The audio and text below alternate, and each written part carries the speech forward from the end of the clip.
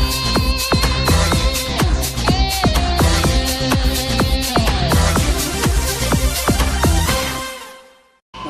मी अध्यक्ष या पदावरून परंतराव संस्थेचा अध्यक्ष या पदावरून बोलत आहे।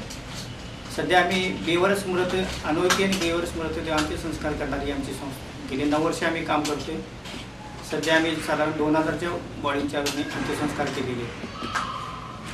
सध्या आमच्या अडचणी म्हणजे असे तरुण कार्यकर्ते मिळण्याची आम्हाला जास्त गरज आहे आणि जे आम्ही आता जे 8-9 कार्यकर्ते ती सगळी 50च्या याच्यातले असल्याने नाही, कारण शारीरिक व्याधी प्रत्येकाला जडलेली आहे।